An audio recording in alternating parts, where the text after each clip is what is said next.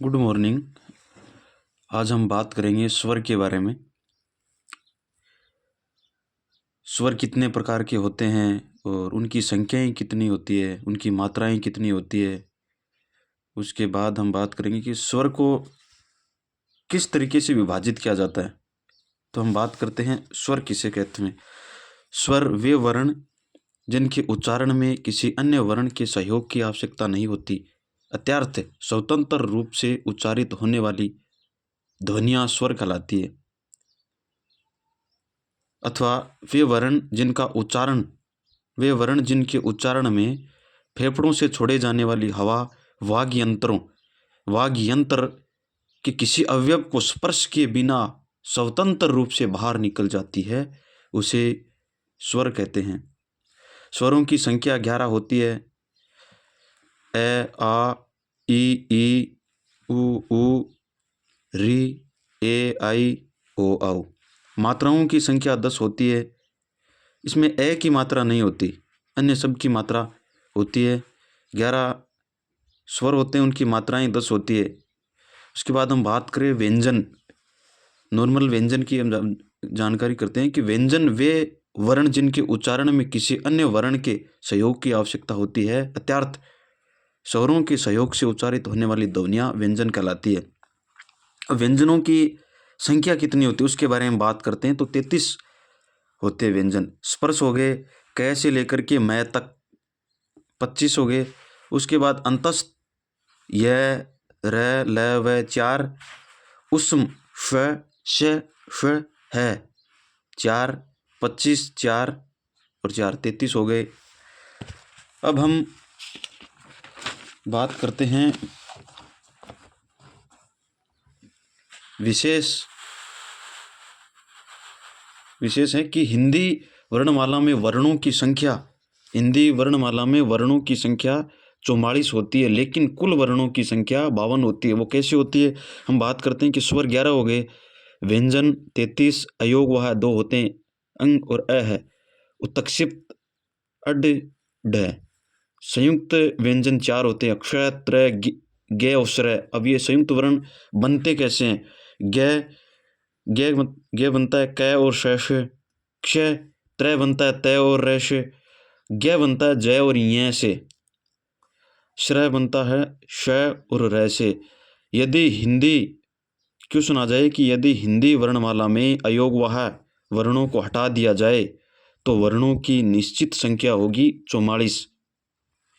अब बात करते हैं स्वरों का वर्गीकरण। हम बात कर रहे थे स्वर, तो स्वरों का वर्गीकरण कैसे होता है इसके बारे में हम जानकारी करेंगे कि स्वरों को कितने प्रकार से विभाजित किया जाता है और किस तरीके से विभाजित किया जाता है। तो स्वरों का वर्गीकरण उच्चारण में लगने वाले समय के आधार पर लघु स्वर और दीर्घ स्वर 2 प्रकार के होते हैं, और होठों की बनावट के आधार पर वृत्ताकार अवृत्ताकार 2 प्रकार की, जिह्वा की क्रियाशीलता के आधार पर अग्रस्वर, मध्य स्वर और पक्ष स्वर, मुखाकृति के आधार पर संवर्त स्वर, अर्धसंवर्त स्वर, विवर्त स्वर और अर्धविवर्त स्वर। उसके बाद नासिका के प्रयोग के आधार पर निर्नासिक, निर्नुनासिक और सानुनासिक। उसके बाद स्वरों का हम वर्गीकरण करते हैं कि इसमें आते कौन कौन से हैं। तो हम सबसे पहले उच्चारण में लगने वाले समय के आधार पर हम बात करेंगे कि उच्चारण में लगने वाले समय के आधार पर लघु स्वर और दीर्घ स्वर 2 प्रकार के होते हैं। लघु स्वर वे स्वर जिनके उच्चारण में कम समय लगता है, अर्थात एक मात्रा का समय लगता है, लघु स्वर कहलाते हैं। ए, ई, उ, री। इन्हें मूल स्वर, है स्वर और एक मात्रिक स्वर, यानी इसके अंदर एक मात्रा का समय ही लगता है, तो उन्हें एक मात्रिक स्वर, मूल स्वर, है स्वर भी कहते हैं। अब बात करते हैं 2 नंबर पे दीर्घ स्वर की। वे स्वर जिनके उच्चारण में लघु स्वरों की तुलना में दोगुना समय लगता है, अर्थात 2 मात्रा का समय लगता है, दीर्घ स्वर कहलाते हैं। ए, आ, उसमें ए आया था, इसमें आ, बड़ी ई, बड़ा ऊ, ए, आई, ओ, औ। आ और ई, आ, ई, बड़ी ई और ऊ को हम सहजातीय स्वर कहते हैं। ए आई ओ औ यानी दो मात्राएं लगी, इनको विजातीय, ये अलग अलग जाति के हैं विजातीय स्वर। विशेष इन्हें संधि स्वर और द्विमात्रिक स्वर भी कहते हैं। जो ये विशेष लिखा है बहुत इंपॉर्टेंट है कि इन्हें संधि स्वर और द्विमात्रिक स्वर भी कहते हैं। अब हम बात करते हैं 2 नंबर पे, होठों की बनावट के आधार पर 2 प्रकार से विभाजित किया जाता है स्वरों को। वर्ताकार वे स्वर जिनके उच्चारण में होठों की बनावट वृत्त के समान गोल हो जाती है, वृत्ताकार स्वर कहलाते हैं। यानी होठ, अब होठ जब बोलते हैं तो वृत्त के समान हो जाते हैं बोलते वक्त, जैसे ऊ, बड़ा ऊ, ओ, औ, ये वृत्त के समान हो रही है, वृत्त के समान होठों की बनावट के आधार पर। अब हम बात करते हैं 2 नंबर पे, अवृत्ताकार स्वर वे स्वर जिनके उच्चारण में होठों की बनावट वृत्त के समान गोल न होकर के एकदम फैली हुई सी रहती है। मतलब होठ एकदम वृत्त के समान नहीं होते हैं बल्कि एकदम फैल जाते हैं। वो कौन से होते हैं? ए, आ, ई, री, ए, आई। अब हम बात 3 नंबर पे, जीवा की क्रियाशीलता के आधार पर 3 प्रकार से विभाजित अग्र स्वर, मध्य स्वर, पश्च स्वर। हम इनको किस तरीके से, पहले बहुत हमें सिर्फ मध्य स्वर के ऊपर जाना है। मध्य का मतलब ए को ले लिया, उसके बाद पश्च स्वर में आ गए आ, उसके बाद हम ऊपर जाएंगे, नीचे थोड़े आएंगे, सीधा ऊपर जाएंगे ई, फिर वापिस नीचे ऊ, फिर वापिस ऊपर री, फिर ए, आई, फिर बच गया वो नीचे ओ और आओ। अब हम बात करते हैं कि अग्र स्वर के अंदर कौन से आते हैं, किन्हें कहते हैं अग्र स्वर? वे स्वर जिनके उच्चारण में जीवा का अगला भाग, आगे का जो भाग जीवा होती है ये, तो इसका आगे वाला भाग वो क्रियाशील रहता है। अब बोल के देखो, क्रियाशील रहता है, अग्र स्वर कहलाते हैं। जैसे ई, री, ए, आई। अब हम बात करते हैं मध्य स्वर। मध्य स्वर में जिस स्वर के उच्चारण में जीवा का मध्य भाग क्रियाशील रहता है, मध्य स्वर कहलाते हैं। यानी सिर्फ ए मध्य स्वर, बीच का भाग रहता है। अब बात करते हैं पश्च स्वर, यानी जीभ का अंतिम भाग, पीछे वाला भाग।